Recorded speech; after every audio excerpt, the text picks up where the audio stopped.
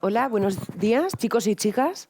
Yo soy Rocío Niebla, estudié comunicación audiovisual en Barcelona y me vine a Madrid a estudiar periodismo. Él es Alain Benet, es el Hola. Tal. director artístico de esta película. Os quería preguntar, ¿de qué instituto sois? ¿Usera? ¿Qué edad más o menos tenéis? ¿Estáis acostumbrados a ver películas en blanco y negro? Películas en blanco y negro, ¿estáis acostumbrados? ¿Y sin diálogos?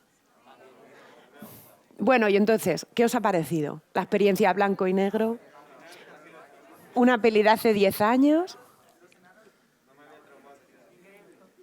Bueno, si os parece, vamos a establecer una conversación yo con Alain. Si queréis participar, levantad la mano y podéis comentar, podéis hacerle las preguntas que queráis. Y vamos poco a poco. Esta película hace ya 10 años que se hizo. Esta película ganó 10 Oscar. Ya Perdón, oías 10 Goyas. Goya. Hola. Él ganó el de la dirección artística y queríamos preguntaros lo primero de todos, antes de empezar, ¿qué creéis que fue el trabajo de Alain en esta película? El director artístico de una peli, ¿qué hace?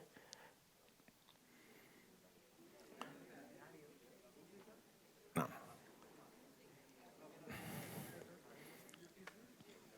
A ver, con todos los making of que veis en todas las redes, en todas las cosas, más o menos ya, ¿no? Tenéis un poco una idea, un poco de cómo se va repartiendo el trabajo a la hora de fabricar una película, ¿o no? No. Ah, sí. No. La música, alguien ha dicho la música. ¿Tú hiciste algo de música? No. No.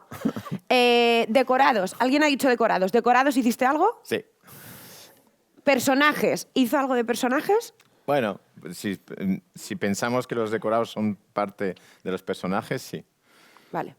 Entonces, vamos paso por paso. Como decimos los catalanes, mica en mica sombra la pica, ¿no? Poco a poco vamos a ir descubriendo qué es lo que hizo él en esta peli y cuál es su trabajo en todas las películas demás, qué es la dirección de arte de una película. ¿Cómo te llegó este proyecto? ¿Te llamó el director, Pablo Berguer? Sí. ¿Te dio el guión? Ujú.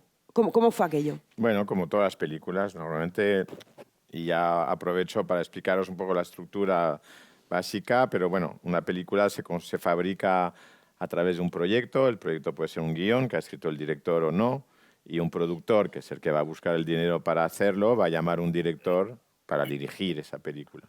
Y ese director se va a rodear de dos columnas, digamos, importantes, que una es la dirección de fotografía, que es la persona que va a hacer la luz, que va a diseñar la luz de la película para darle dramatismo a la película, y un director de arte o production designer o chef decorateur en Francia. Bueno, tenemos varios nombres. A mí me gusta la del diseñador de producción porque realmente lo que haces es diseñar la producción.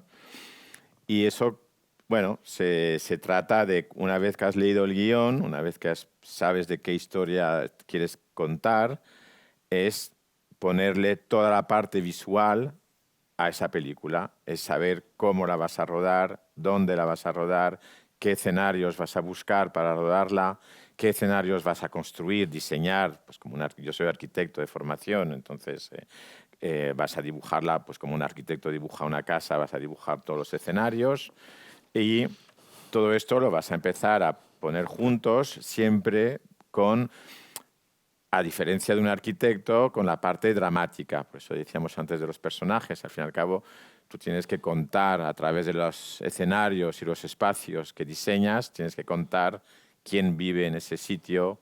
En este caso, pues Blancanieves, que es una película, bueno, espero que os haya gustado, pero es muy atípica, es muy poética. Tiene esa cosa, bueno, pues los enanos vivían en una roulotte, no en una casita como en la... Y tuvimos que diseñar toda esa especie de carrómato, pero siempre pensando en la dramatización y en la emoción, ¿no? Entonces, gran parte de nuestro trabajo es diseñar, igual que sí, un arquitecto de interior, un decorador, un arquitecto, pero siempre con esa parte más muy importante en cine, que es la dramatización, que es diseñar decorados que aporten emoción también a la historia. Entonces, bueno, pues la manera de empezar a trabajar siempre es con la historia, que es el guión, y sobre esa historia empiezas a conceptualizar visualmente la historia. ¿Cómo se hace, por ejemplo, en esta película o en otras? Imagínate que tienes en el guión escena, mansión, piscina grande. ¿Cómo buscas tú ahí una casa, un espacio que sea creativo, que acoja la historia? Bueno, si digamos que o decides que por la manera como se va a retratar tienes que construirlo en un estudio, entonces lo diseñas y lo construyes, o si tienes que localizarlo, hay un trabajo, que luego si queréis hablamos un poco de lo que es un poco la jerarquía dentro de un departamento de arte, pero hay un puesto que se llama localizador, que es una chica o un chico que se dedica a su profesión, es tener un archivo de cosas y buscar espacios. Entonces yo le doy unas pautas y digo, mira, la piscina tendría que ser de este tamaño, pero tiene que tener unas sombras y tiene que estar en una especie de jardín que tenga estas particularidades. Estas son creatividades que ya la pones tú. Sí. Claro. Sí. Digo, una vez leído el guión, hay una palabra que es concepto, que es una palabra quizá que parece un poco pedante, pero es ver las cosas no de manera, no, tiene que medir 5×3, no, ya veremos cuánto medirá y da igual en ese momento, pero es más pensar, esta piscina, ¿qué aporta a esta historia?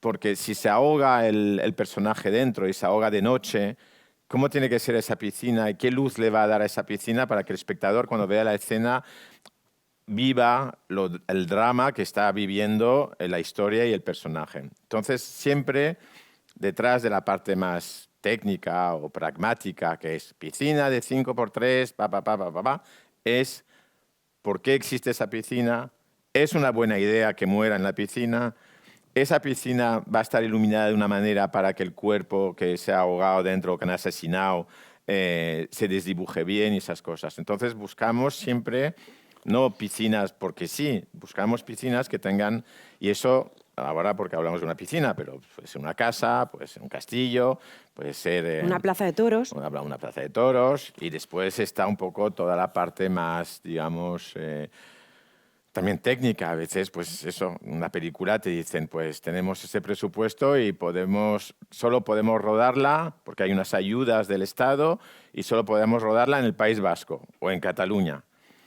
Bueno, pues qué pena, ¿no? Porque realmente el cortijo del torero, realmente lo bonito sería buscarlo en Andalucía, pero la producción te dice, no se puede rodar en Andalucía, ahí no tenemos ayudas económicas, hay que buscarlo en Cataluña. Blancanieves se ha rodado entera en Cataluña. Y parece que pasa en Andalucía, que es una cosa que hacemos siempre nosotros, que es hacer la trampa o la magia visual de que tú crees que se ha rodado en las Seychelles y se ha rodado en Canarias, ¿no? Y bueno, estamos siempre haciendo un poco esas trampas y cambiando los escenarios para que el espectador él se concentre en la historia y no tenga que pensar, oye, esto no parece las Seychelles. No, pues está suficientemente bien hecho para que Canarias, que Tenerife parezca las Seychelles o que Cataluña parezca Andalucía. Entonces, todo este trabajo, hay una parte de trabajo muy artística, muy creativa, muy de concepto emocional, pero después hay una parte, digamos, muy pragmática, que es de intentar adaptarse también a lo que es el presupuesto, lo que es la parte, digamos, de las obligaciones que la producción, donde te lleva la producción, como es por ejemplo, en este caso, tener que rodar toda la película en Cataluña, ¿no? Cuando te dan el guión, ¿te dicen el presupuesto que tienes disponible para llevar a cabo tu trabajo? Normalmente partimos de una hipótesis que es un poco el presupuesto general y sobre ese presupuesto general deducimos, porque hay una parte de nuestro trabajo que es esta parte creativa, pero hay una parte muy importante que es gestionar ese dinero que nos dan. Esto pues es lo que te decía antes, Blancanieves costó 3 millones de euros. Yo ahora estoy haciendo una película que son 65 millones de euros. Pues no es la misma manera de manejar un presupuesto de 65 millones que un presupuesto de 3 millones, pero que al fin y al cabo el resultado es que salga bien y que puedas hacerlo con ese dinero, porque al fin y al cabo siempre falta dinero, que sea en la película de 65 o en la de 3, al final siempre te falta dinero. Entonces tienes que gestionar todo este dinero con tu equipo, somos equipos muy grandes y tienes que gestionar. Entonces te dicen, mira, de esta película se tiene que hacer con 3. Entonces tú deduces un poco que sobre esos 3 pues tú te vas a gastar pues entre un 5 y un 10% de esos 3 millones. Entonces vas trabajando o la productora te dice, mira, tengo 10, pero yo para arte, lo que es a lo que me dedico yo, no tengo más de 1 millón. Entonces tienes que gestionar, porque eso pasa también, pues no sé, porque tiene 10 millones, porque tiene un actor muy importante que solo él cobra 5 millones, por decir algo. Entonces, al final, al cabo, aunque sea una película de 10 millones, al final, al cabo la tienes que fabricar con 5 y arte solo tiene 1. Y entonces ya un poco se desequilibra todo esto. Entonces, tú lo que haces es diseñar, pensar, bueno, hacer un poco magia, potagia para poder hacer la película con ese millón que es el que te dan. Al final, ¿tu jefe quién es? ¿El productor, el que tiene el que pone el dinero, el que maneja el dinero, o el director? ¿O Bueno, estás ahí en...? no, digamos que yo digo siempre, el director siempre es el que tiene que recibir un poco toda la parte más, digamos, glamurosa, ¿no?, de la historia. Pero yo siempre digo que el padre del bebé es el productor, porque al fin y al cabo es verdad que hay productores que que son muy financieros, que son gente que al fin y al cabo esto es una industria, ¿no? Entonces hay productores que solo ven la parte económica, que dicen, mira, pues yo he conseguido 5 millones para hacer esto, lo voy a hacer con 3, 2 los reinvierto para el próximo proyecto, que tienen una visión muy económica. Pero bueno, para mí un buen productor es alguien que tiene toda esa parte financiera, pero que es como el padre de un bebé, que es una historia, ¿no? Y al fin y al cabo yo siempre digo que el dueño último, sí, el padre de este proyecto, suele ser el productor. Lo que sí es verdad es que a veces la fusión entre el productor y el director o los límites son bastante invisibles, no sabes muy bien. Entonces los dos realmente se adueñan del proyecto. Entonces yo estoy un poco entre los dos, uno por la parte, digamos, económica y por participar de ese proyecto, y otro para la parte más artística, que es intentar darle al director todo lo que quiere, que a veces es más de lo que le gustaría al productor, ¿no? En la película que estás trabajando ahora, de Bayona, hacia abajo, ¿quién tienes? Me has contado antes que tienes unas 50 personas, ¿no?, en tu equipo. Bueno, tengo 200 realmente, casi 200. 200 y pico, pero bueno, así... ¿Qué hace esa gente? Bueno, ahí viene un poco esta pirámide, que vosotros que estáis aquí un poco para saber si de repente os podría interesar trabajar en esto, que es bastante interesante, que es un poquito... Es verdad que es un trabajo, si lo digo, aunque parece que somos de la farándula y parece que siempre nos estamos divirtiendo por ahí, la fabricación de una película es muy militar, es una cosa muy estructurada, es una cosa... Cada día de rodaje tiene tanta importancia y cuesta tanto dinero que no puede haber ningún fallo. Entonces... Somos los equipos que trabajan en cine, que sea cámara, arte, producción, tienen una manera de trabajar con mucha jerarquía y yo diría casi bastante militar, ¿no? O sea, por ejemplo, esta película que estamos haciendo ahora, que es muy, muy complicada, estamos rodando a 3.000 metros de altitud, con decorados ahí perdidos en la nieve, la estructura parece que estás en la mili, aunque yo no la he hecho, pero parece algo lo más parecido a la mili seguramente que lo que puede ser. Entonces, bueno, en nuestro caso, por ejemplo, estoy yo. A partir de ahí tengo 2, 3, según si yo soy el diseñador de producción, tengo 2 o 3 directores de arte, que son los que van a ocuparse un poco de cada set, de cada decorado más concreto, de lidiar con el constructor, todo lo que se va a hacer en los talleres de construcción, de dibujar. Luego, a partir de ahí, hay, por una parte, los que van a diseñar los decorados, que son gente que sale de la escuela de arquitectura o que realmente han aprendido a manejar los programas de diseño como AutoCAD o Rhino, bueno, o SketchUp y esas cosas. Y luego hay la parte que es muy bonita, que es una parte que se llama, una parte de set deck, que es ambientación, que es la gente que busca pues todo, pues que busca las botellas, que busca las mesas, que busca toda la parte, digamos, de objetos. Que entran dentro de la escena, ¿no? O sea, lo que vendría siendo el decorado. Bueno, en sí. que dentro de la escena, que está por detrás, bueno, todo lo que permite vestir, digamos, un decorado. Si es un barco, pues todo lo que permite vestir un barco. Si es un avión, todo lo que permite vestir un avión. Si es una casa, pues una casa. Y siempre pensando en esa gama cromática, por ejemplo, que marco yo, que es un poco la gama de colores que nos va a acompañar en la película, como la parte más, pues como decía antes, más emocional, de objetos más concretos y esas cosas.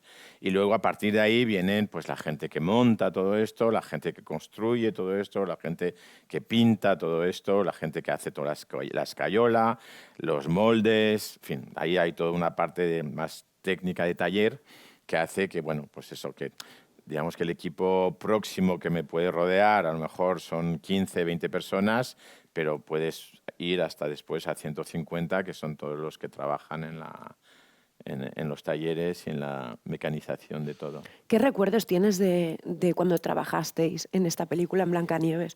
¿Cómo fue? Muy bonitos, la verdad, porque es una película que yo ya estaba haciendo películas más grandes. Es verdad que tengo un poco un compromiso sentimental con Pablo Berger, que es el director y que es un gran amigo, que me propuso su primera película, pero bueno, no la hice porque me preferí empezar una relación de amistad que una relación de trabajo con él. Y cuando me ofreció Blancanieves y me leí el guion, es de los guiones más bonitos que... Yo siempre cuando me preguntan cuáles son las películas que más te ha gustado o más has disfrutado o con la historia, y siempre digo que los dos mejores guiones que he leído en las... No me acuerdo cuántas películas he hecho, pero bueno, alrededor de 40 o algo así. Siempre digo que El maquinista, que es una película que espero que podáis ver un día si no la habéis visto ya, que es una película con Christian Bale, cuando Christian Bale no había hecho Batman aún. Y Blancanieves, porque me parece, es una historia que cuando yo me acuerdo llorar, ¿no? Leyéndome un guión, que un guión no es un libro, es una cosa muy técnica, a veces poco emocionante. Y porque haber conseguido retratar la historia de Blancanieves, el cuento de Blancanieves, de repente plasmándolo en una España de 1920, con las mismas pautas de Blancanieves, los enanos, el rey, la bruja, la manzana, la muerte, etc. Y en una época, y ¿cómo decir? Que podáis ver un poco esa época a través de ese cuento, y muda, y en blanco y negro. Era todo tan... Para un productor, por eso decía de los productores antes, ¿qué productor, no, se atreve ahora a invertir o a buscar 3 millones de euros para hacer una película en nuestra época marveliana y de películas de acción? Sí, muy... Espera un momento, que el compañero te dé el micro, que te escuchen también tus...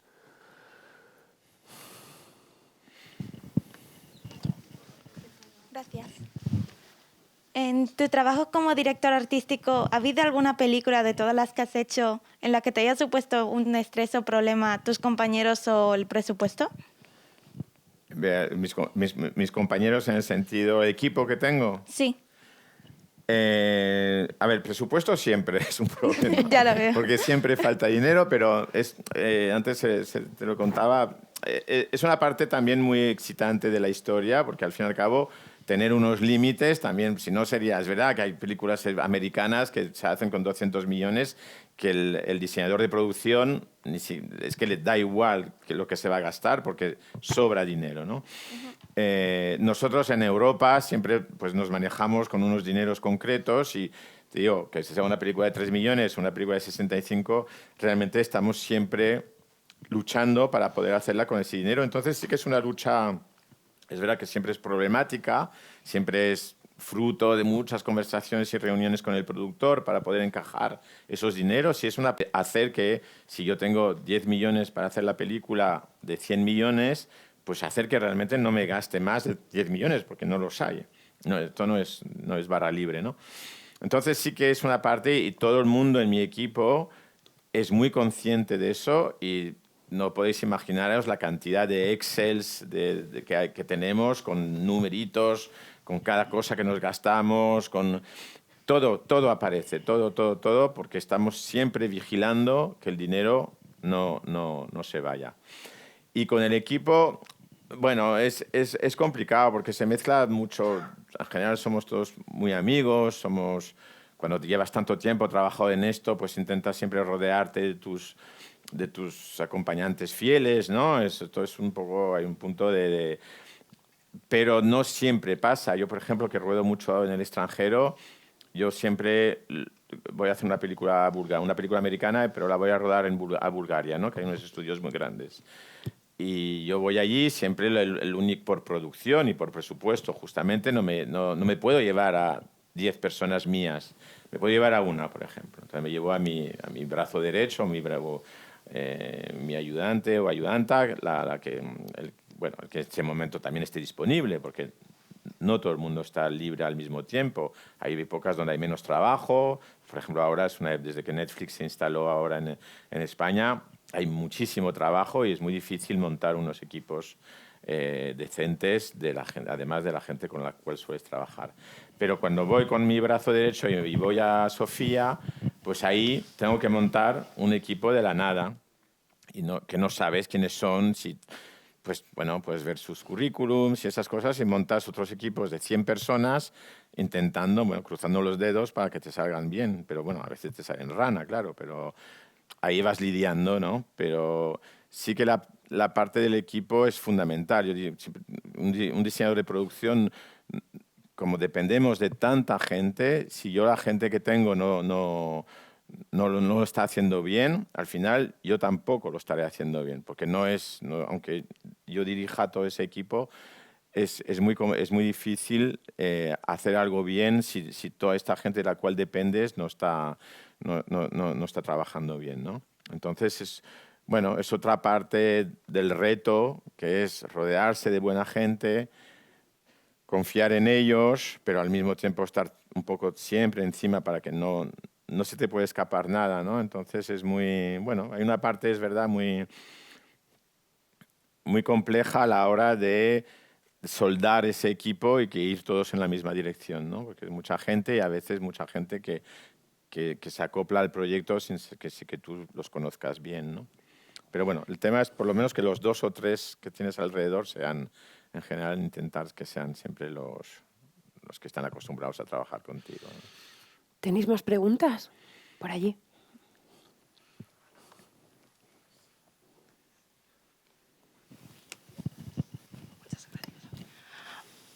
Buenas. Hola. Yo la pregunta que tenía es cuando te presentan el proyecto, lees el guión y te están hablando de esto, ¿qué pasa por tu mente? Porque sí, estamos hablando de algo muy técnico, pero realmente es una fantasía lo que nos estáis induciendo y esa fantasía nos la vivimos literalmente porque es un cuento que siempre lo hemos visto de la manera Disney, de la manera más bonita, pero hemos vivido un duelo ahora mismo y hemos vivido ciertas emociones que la película no nos ha podido transmitir. Y tú como, vamos a decir, te encargas de todo el arte de una película, de vestuarios, de en sí de los lugares tan mágicos que nos has presentado ahora mismo. ¿Tú qué pasa por tu mente o qué piensas? Bueno, cada película, es verdad que cada película es muy diferente, ¿no? Las hay que son más técnicas, las hay que son más artísticas, las hay que son más emocionales, pero al fin y al cabo, como tú bien dices, todo te contratan para que surja la magia, ¿no? Hay esa parte que es tan bonita del cine, que es transmitir, ¿no? Cuando yo me acuerdo cuando dibujé el carromato, yo lo dibujé, estaba comiendo. A mí me gusta mucho dibujar en los manteles de papel de los restaurantes y muchos de los proyectos al principio nacen encima de un mantel, ¿no? de un restaurante. Y el primer boceto era qué es el carromato pero yo no quería perder el concepto, por ejemplo, en este caso, de la casa de los enanos, ¿no? Y por eso hice un carromato que era un carromato con forma de casa y esas cosas. Pero para contestarte, es verdad que hay es una pregunta complicada, porque es verdad pero vuelvo a lo que estaba diciendo antes. Yo lo primero, cuando leo un guión, no pienso ni siquiera en nada técnico, no pienso simplemente en, un poco como vosotros, cuando veis la película, en que la emoción me traspase de alguna manera y empezar a sintetizarla y volver a sacarla a través de escenarios, ¿no? Pero es verdad que ahí que también es parte, igual que el presupuesto, hay una paradoja un poco en mi trabajo, porque hay una parte que es muy, muy artística, poética, sensible, pero viene acompañada de unos otros, digamos, polos de interés que podrían ser o pareceros aburridos, que es el presupuesto, encajarla en una zona porque la producción tiene que hacerla ahí. Bueno, que hay muchos parámetros que del puente a toda esa parte más sensible, bueno, hay como retos que superar, que es yo estoy pensando todo esto, ¿no? Y qué bonito podría ser si pues, pudiese pues, decir, mira, es que la casa la quiero ir a... Que es lo que hacen los americanos cuando tienen 200 millones, que dicen, pues yo la casa quiero que esté en Tahití porque es el sitio donde tiene que estar la casa de este personaje. Bueno, pues cogen sus millones de dólares y se van a Tahití a rodar. Es verdad que, bueno, es un lujo y es una manera... Pero por otro lado, también todas esas cosas que nos obligan a nosotros en Europa, digamos, a ser un poco más cautos, también es muy bonito, porque es decir... ¿Dónde coño encuentro yo ahora un cortijo en Cataluña, no? Entonces, y empiezas a buscar y ves castillos y ves cosas y empiezas a hacer un collage. Entonces, yo me acuerdo cuando con Blancanieves, porque era un reto encontrar la casa del torero y además que es un torero, era como Andalucía, no sé qué, y Cataluña tiene unas arquitecturas muy catalanas que no tienen nada que ver. Y entonces empecé a pensar, bueno, pues voy a que hago lo que hago muchas veces cuando digo no hay dinero para construirlo en un estudio gigantesco. Entonces hago un collage, ¿no? Que es pegar trozos y entonces hago un castillo con 4 castillos o 4 casas. Yo, mira, este exterior, para la llegada del carromato del coche, pues tiene la poesía, para esa llegada, ¿no? Se abren las puertas y vemos la casa, pero por dentro es una mierda. Entonces vamos a hacer un interior que esta parte la vamos a construir en un estudio porque es la habitación del personaje, vamos a hacerla realmente como queremos. La parte de donde encierran a Blancanieves, pues mira, hay otro castillo que tiene un sótano y todo esto lo vamos a pegar y vamos a hacer pues nuestra casa con 4 casas. Y me acuerdo que estábamos en ese plan cuando de repente pues ese localizadora que buscaba cosas, que me traía cosas, me dijo, he encontrado una casa más rara allí era entre Barcelona y Tarragona, te la quiero enseñar, son unas bodegas de vino. Y entonces fuimos y de repente vi esa casa y fue muy gracioso porque esa casa la habían construido unos industriales a finales del siglo XIX para unos industriales andaluces para hacer una fábrica textil. Se habían hecho una casa que era una especie de reminiscencia de arquitectura catalana, pero con un montón de detalles de cortijo andaluz. Y después lo había comprado Bodegas Bach y habían hecho unas bodegas ahí. Y bueno, y de repente estaba la entrada, estaba la puerta, los interiores nos valían.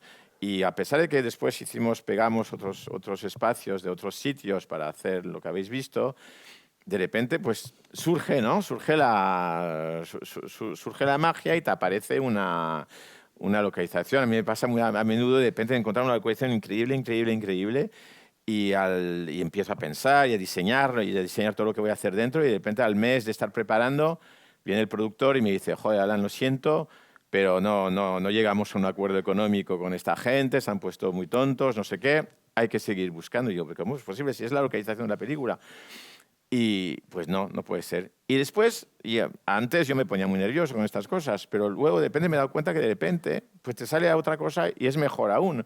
Entonces, bueno, es estar todo el rato lidiando entre esa parte emocional, digamos, y un poco todos esos parámetros que son muy de suerte, de mala suerte, de azar, de dineros y esas cosas, pero eso también ¿sabes? te pone en una situación donde, bueno, donde todo es un reto, pero es un reto como bonito, ¿no? De hacer.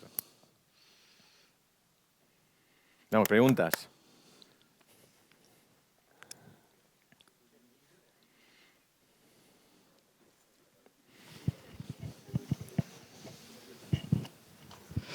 Mi pregunta es cómo hiciste para empezar, cómo formaste tu equipo y todo, cómo empezaste para llegar a donde estás. Pues... ¿Los inicios de su carrera o de esta peli? No, De tu la carrera, ¿no? vas a ver, es que yo no sé cómo va. Vale. No, es una Para eso estás aquí. muy buena pregunta. Mira, a mí me parece genial lo que ha organizado la academia y que ese rango de edad que tenéis, porque es verdad que en general, la gente que llega al cine, en general, después hay muchos casos, pero llega un poco por azar, por otras vías, pues porque de repente ha oído algo y que cómo se hace no sé qué, que sea en producción o en fotografía o entonces, yo soy francés y hasta los 30 años crecí en París y estudié arquitectura, acabé la carrera de arquitecto y cuando empecé a hacer...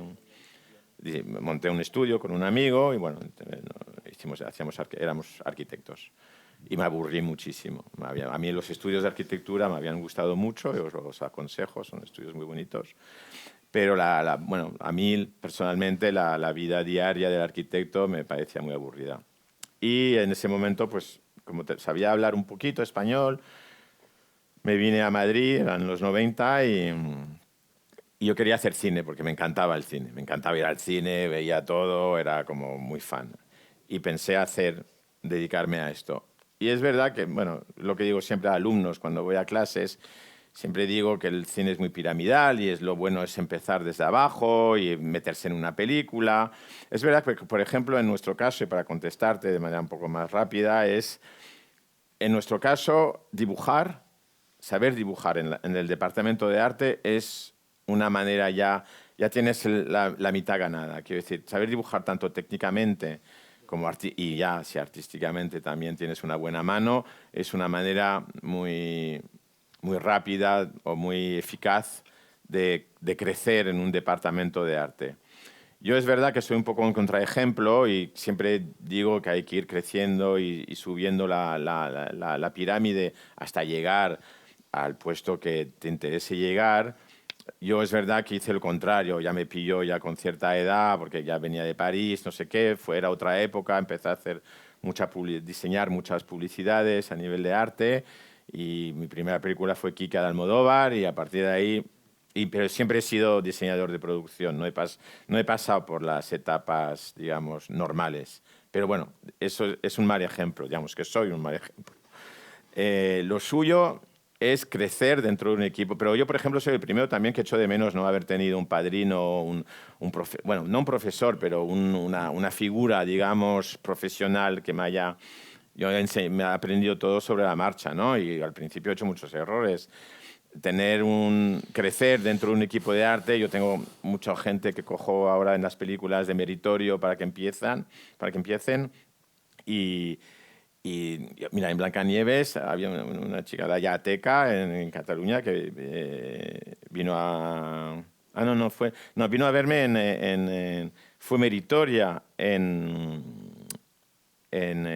Vicky Cristina Barcelona, de Woody Allen, que rodamos en el 2007.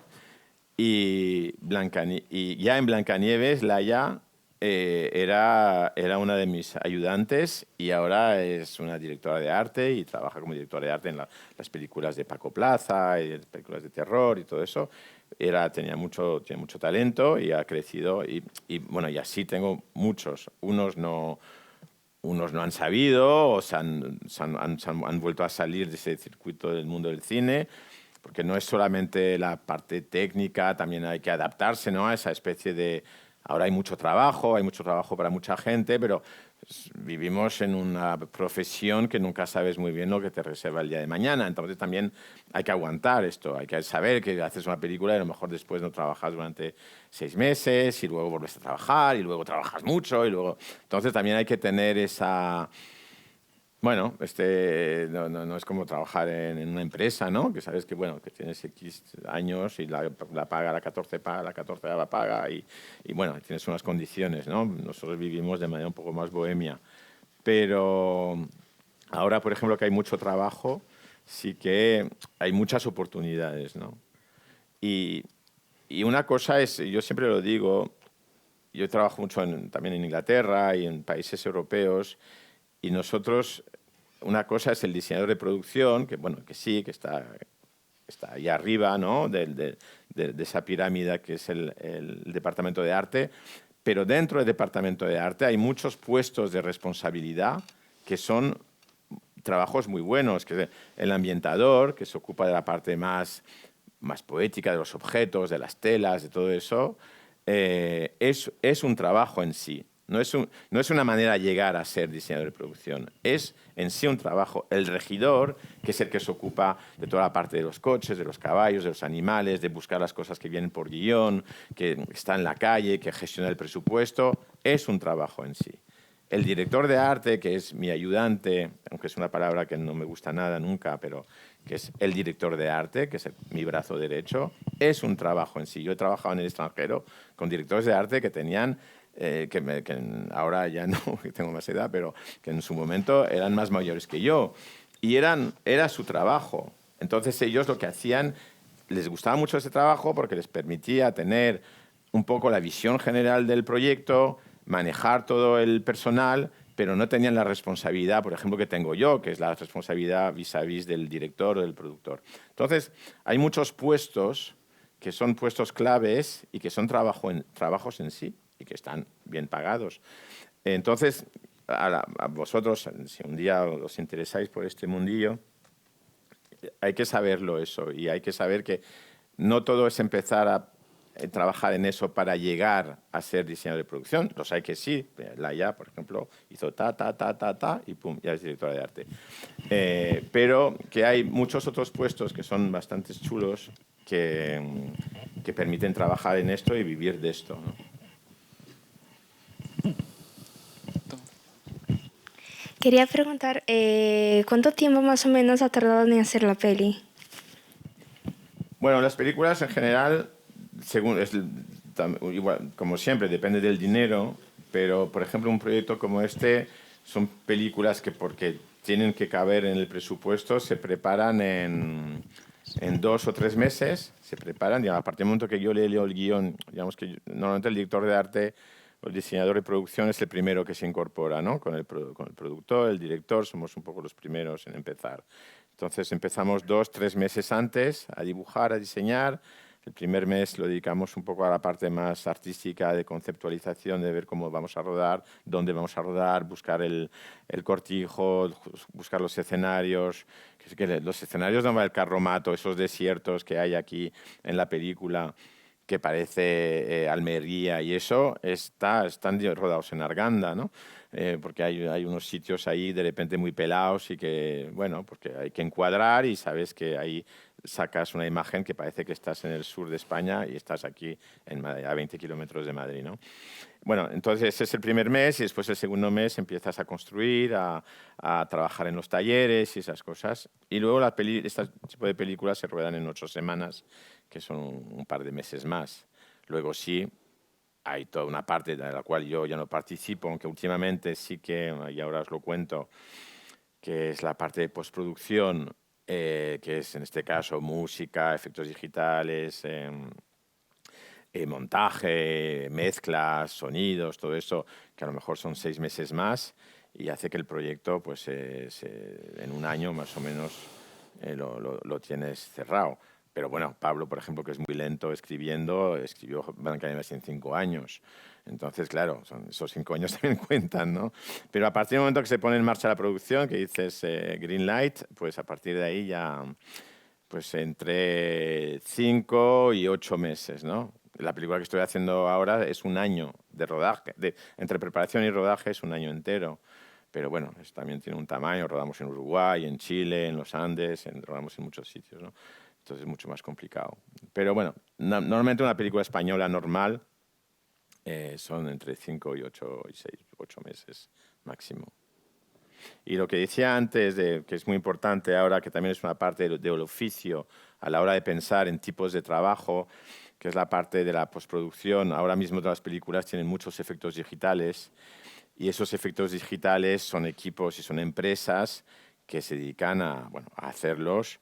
pero cada vez está más fusionado la parte nuestra de diseñar y de conceptualizar artísticamente la película con la parte de efectos digitales, porque últimamente casi que lo conseguimos a veces hacer un decorado entero digitalmente. Que realmente lo conseguimos traer una mesa con dos botellas y no tener nada alrededor, y que en la película la que ves tú estás en una habitación, ¿no? Entonces, es una parte que era en Europa muy difícil antes de acceder a ella porque era muy cara, pero ahora que todos esos precios han bajado mucho a nivel de la fabricación, de la postproducción, sí que cada vez se mezcla más. Pues antes igual ibas a un constructor y construías un decorado con pintura y madera y clavos, y ahora a veces lo haces así o a veces lo haces digitalmente, ¿no? Y eso hace que toda esta parte, digamos, una vez que ha terminado la película, la parte, digamos, mía, a veces continúa con cierta inercia con la postproducción, porque hay que seguir diseñando o vigilando que esos decorados que se construyan virtualmente se hagan como tú los has pensado, ¿no?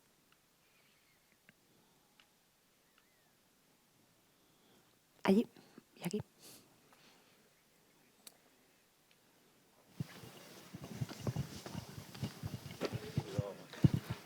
Hola. Esta pregunta es más como curiosidad. Ajá. ¿Qué es lo que más te gusta de tu oficio y lo que menos? A ver, a mí me gusta mucho la parte, por supuesto, lo que más me gusta y lo que, por ejemplo, últimamente... Lo que menos es el rodaje. No, hay gente que le encanta el rodaje, pero es verdad que tenemos esa libertad, nosotros los de arte, tenemos esa libertad que vamos siempre por delante, ¿no? Que el rodaje viene por detrás de nosotros y nosotros vamos preparando los decorados, y eso nos da mucha libertad, cosa que el rodaje no tiene, porque el rodaje es una cosa muy mecánica, muy dura, A mí hay gente que le encanta, pero yo, por ejemplo, no me gusta rodar. Me gusta preparar cada vez, igual con la edad también y eso, pero cada vez me gusta más preparar las películas, y últimamente casi, bueno, y de hecho lo hago a veces, que es diseñarla, y ya luego dejo mi equipo, dejo un buen director de arte, y él se va a ocupar de toda la parte ya que es rodar, la parte de la logística, la parte de los camiones que van y vienen, el constructor, la parte, digamos, más ya mecánica de la fabricación de la película. Porque al fin y al cabo lo bonito, para mí lo más bonito es leer el guión, pensar cómo hacerla, localizar, diseñar, construir, montar un equipo. A mí me gusta mucho toda la parte humana. Son equipos grandes, somos muy hermanos entre nosotros, ¿no? Y intentamos que todo, hacer bloque para ir avanzando, porque no es fácil, hacer una película, es una cosa bastante complicada. Y yo siempre digo, cuando ves el esfuerzo, es que hasta que no estés dentro de una película, no te das cuenta, ¿no?, del esfuerzo que consiste. Yo sé que cuando voy al cine, que voy mucho y veo a la gente que sale, pues chavales como vosotros, saben que ya saliendo están ahí, oye, ¿dónde vamos a cenar ahora? ¿Hoy te ha gustado? Guau, pues no estaba mal, pum, y ya está, ¿no? La película, sabes, casi que se ha esfumado ya. Siempre me digo, joder, si supieran lo difícil que ha sido, ¿no?, a llegar a este punto pero es normal, A mí me pasa también. Yo a veces veo una película y a los 4 segundos se me ha olvidado, y detrás hay un trabajo de 200 personas que durante meses lo han pasado canutas, ¿no? Pero sí, a mí lo que más me gusta es la parte un poco de la parte humana y la parte del diseño, de pensar cómo hacerla, y la que menos diría que es el rodaje en sí. Me gusta que se vaya rodando, pero esa cosa de la mecánica del rodaje me aburre mucho. Por aquí había...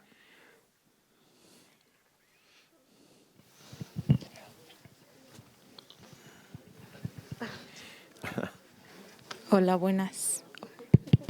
Hola, buenas. Hola. ¿Qué tal? Bien.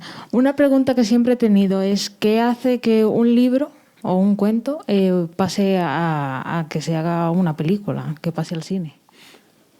Pues yo creo que a ti no te ha pasado a veces de leerte un libro y pensar, mira, esto sería una buena película, ¿no? A veces te lees un libro, los que aún leen, y dices, pues mira, esto lo veo como una película, ¿no? Entonces, esto es un poco...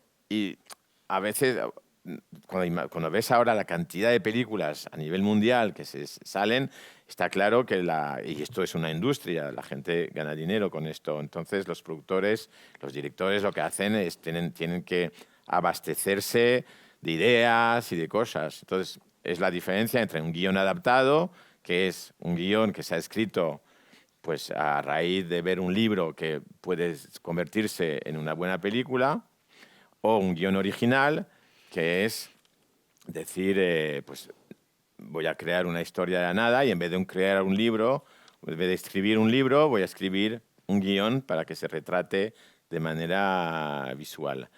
Por ejemplo, pues, El maquinista, que de verdad que os aconsejo ver esa película, es del 2004, por ahí, o 2002, no me acuerdo, pues es una película que han puesto mucho en la tele, yo creo, de todas maneras. Pues es un guión original, es una historia increíble sobre el sentimiento de culpa, muy visual, pero que está inventada totalmente y es un guión original. Pero hace falta tanto, mira las películas de Marvel y todo eso, que no paran de tirar de cómic bueno, porque hace falta para alimentar a la bestia, hace falta escribir y hay que falta alimentarse de lo que llamamos, que es una palabra que se ha puesto muy de moda ahora, que es contenido, ¿no? Netflix, que tiene que sacar X serie cada semana, cada mes, al año, para alimentar los 400, no sé cuántos millones de personas que ven a Netflix, pues tiene que estar todo el rato sacando contenido. Y la mejor manera, efectivamente, es adaptar libros o adaptar ideas de libros o, bueno, tener eso que los 500 guionistas que tienen ahí encerrados en una habitación escribiendo historias, ¿no? Y al fin y al cabo, pues tú miras una historia de crimen, una historia de género, de miedo, y vienen siempre con un poco, sacan siempre un poco las mismas ideas, pero las vas adaptando de otra manera, ¿no? Pero es esa ansia de contenido que hace que los guiones nazcan, ¿no? Él quería hacer una pregunta.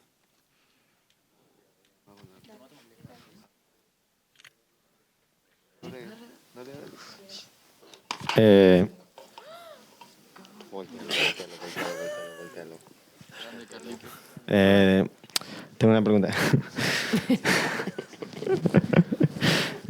¿Por cuánto tiempo más crees que vas a seguir con esto?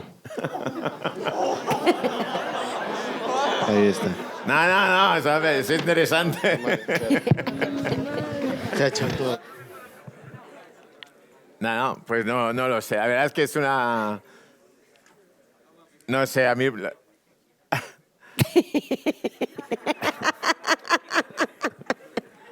¿Qué pasa? Que te has tirado todo encima, ¿no?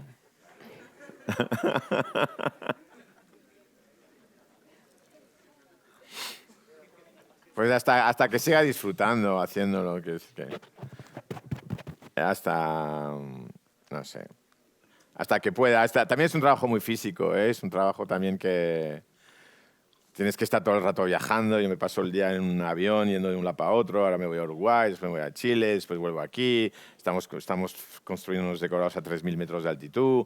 Quiere decir que, bueno, también necesita que el cuerpo te acompañe, ¿no? Y también las ganas. Bueno, acabo de tener una niña pequeña, pues ahora tengo también más ganas de estar con mi niña que hacer películas, pero bueno, es un trabajo que es una droga también, rodar películas es muy atractivo, entonces, y cuando tienes proyectos muy bonitos es difícil decir que no. Pero bueno, hasta que el cuerpo aguante. A ver, pero no hace falta, podéis hablar fuerte y no hace falta el micro siempre. Claro. Vale, perdón. Vale, micro. ¿Tuviste apoyo familiar cuando querías hacer películas? No. Y otra pregunta, y es que ¿hay alguna película que no te haya gustado hacerla? Sí. Pero se está grabando. No puedo decir cuál. Sí, no, claro, hay pelis que dices que ¿por qué coño me he metido yo en esta historia? Sí, no, hay. Pero bueno, es verdad que, bueno, cuando ya trabajas mucho y eso, es verdad que es un bueno, pues cuando puedes elegir los proyectos, ya sabes, ¿no? Si te va a gustar, no te va a gustar, puedes... Pero sí que hay proyectos que dices bueno, que habría podido pasar de ellos perfectamente y no habría sufrido. Hay proyectos que están mal planteados, hay productores que quieren a toda costa hacerlos y lo hacen mal. Entonces, cuando un productor no lo tiene bien todo encajado, se convierte todo en sufrimiento por el tema económico. Sí, hay proyectos que son como chungos, ¿no? Pero bueno, pero tampoco pasa tanto. Y yo creo que antes pasaba quizás más porque la cosa era un poco más artesanal, entonces... Pero ahora toda la fabricación o la industria está mucho más establecida y no por defender plataforma. A ver, Netflix, por ejemplo, en España es verdad que ahora mismo está muy bien porque hay muchos técnicos que tienen mucho trabajo, está dando trabajo a mucha gente y está dando un trabajo que está muy estructurado, ¿no? Tu trabajo en Netflix es que tienes los cubos de basura, de eso es una chorrada lo que digo, pero resume muchas cosas.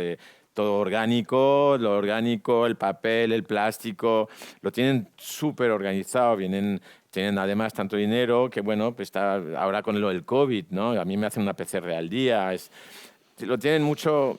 Está todo, antes era un poco, no sabías nunca dónde te metías, ¿no? Y ahora es verdad que cuando se instaló Netflix aquí, está dando un poco de ejemplo también a gente que igual trabajaba de manera más ole, pues bueno, se dan cuenta de cómo realmente se tiene que trabajar. Yo cuando iba a Londres, que veía que cuando montábamos decorados había 2 ambulancias siempre ahí esperando por si alguien se hacía daño, y volvía a España y estábamos todos en unos andamios ahí como pajaritos, que más de un operario mío nos ha matado, pero se ha caído, se ha hecho mucho daño, no había nadie, ni un doctor, ni nada de eso. Ahora las cosas están mucho más...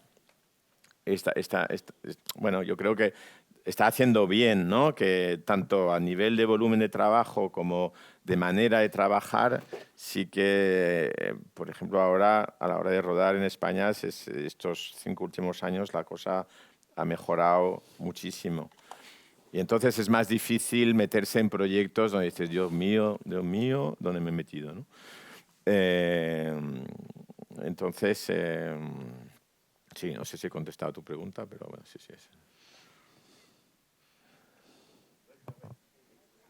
Bueno, os estáis animando, ¿eh? Que no tengo todo el día, ¿eh? ¿Alguna vez llevaste al punto de querer abandonar tu trabajo? ¿Ya se está poniendo depresivo esto? Sí, no, pero sí. Sí, pero es difícil, ¿eh? En el cine es verdad que es muy difícil que te despidan. En fin, es muy duro. Pero también es duro dejar, ¿no? Hay un punto de que aunque estés en un proyecto que dices, Dios, no quiero estar aquí porque esto está muy reversado, no me está gustando, el productor no lo está haciendo bien...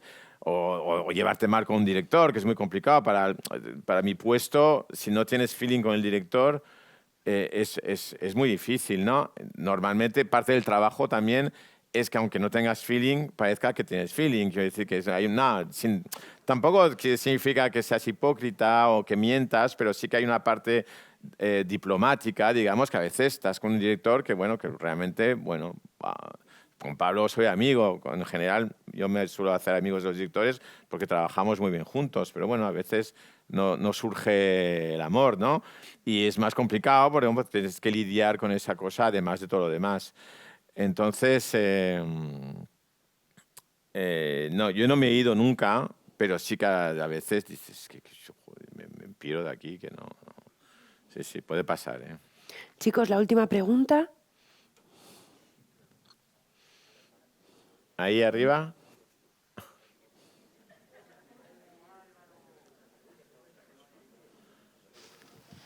Tengo un poco más de tiempo.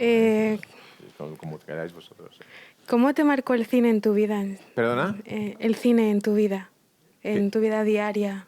¿Cómo te marcó, no has dicho? Sí. ¿Cómo me marcó? Sí. Bueno, mucho, ¿no?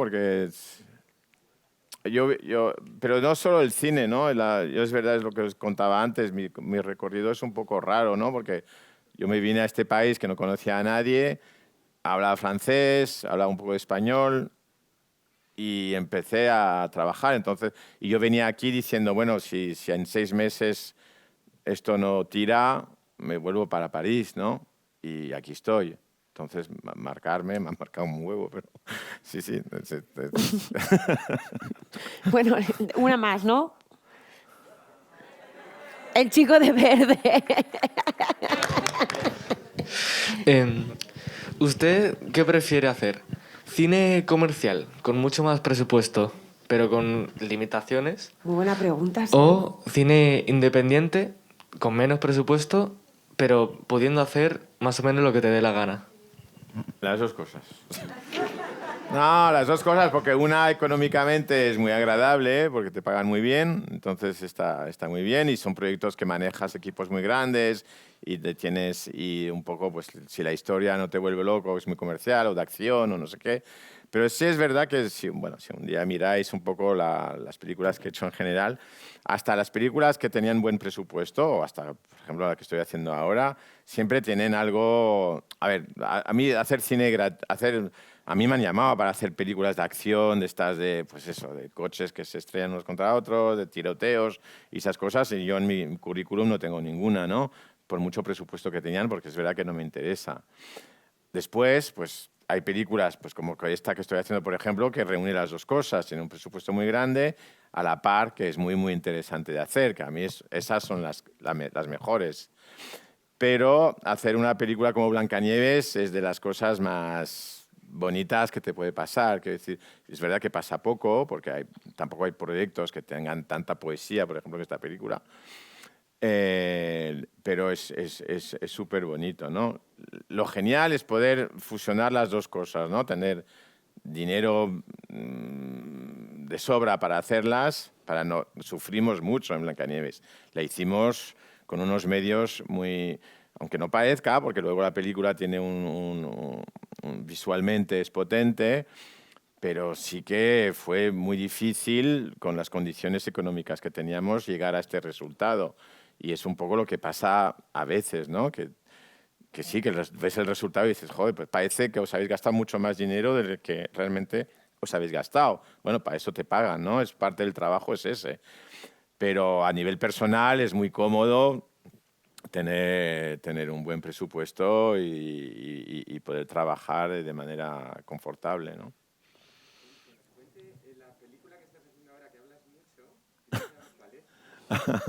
Pues muy buena pregunta. Bueno, lo puedo decir ya porque ya se ha ido en la prensa, pero es la próxima película de J. Bayona, que es el director de Lo Imposible, de Un monstruo viene a verte, del Orfanato.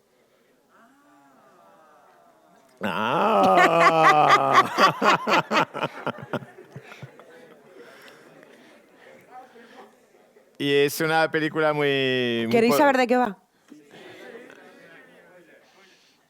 O sea, no... No, es una película muy potente que, bueno, que no vuestra generación, porque vosotros habéis nacido que en el... Sí, eso. Entonces, es un remake, no un remake, porque está vista desde otro punto de vista, pero en el 92 se hizo una película sobre este tema, que es un equipo de rugby de Uruguay que se estrelló en los Andes en el avión y bueno, se estrellaron y parte murió en el propio primer choque y sobrevivieron unos cuantos y cuando se dieron cuenta que estaba en medio de la montaña y nadie iba a ir a salvarlos, pues decidieron sobrevivir comiéndose a los que habían muerto, ¿no? ¿La iréis a ver? ¿La iréis a ver? Claro, por eso decía que están construyendo aviones. Es una película de supervivencia. Bueno, esta historia se hizo muy famosa porque se convirtió en algo universal, porque realmente contaba cómo el ser humano hasta qué límites puede llegar para sobrevivir, ¿no? Y bueno, yo he conocido a todos los supervivientes en Uruguay, que son señores de unos 75 años ahora, pero tenían, bueno, eran un poquito más mayores que vosotros, pero tenían 20, 18, 20 años cuando se estrellaron y realmente tomaron unas medidas, bueno, muy maduras para ser unos chavales, ¿no? Es una película de que retratarla es muy complicado, pero es muy apasionante, ¿no? Es muy apasionante. Pues eso es lo que estamos haciendo ahora. Bueno, chicos, chicas, ha sido un placer. Os animamos a que de aquí salgan mucha gente del cine. ¿Alguien de aquí quiere dedicarse a esto? A este oficio u otros, pero al mundo del cine. Bueno, por lo menos que sirva que... Ya llegaré, ya. Para que cuando veáis una película penséis en todo el trabajo que hay detrás, ¿vale? Muchísimas gracias por vuestra atención. Pasadlo bien.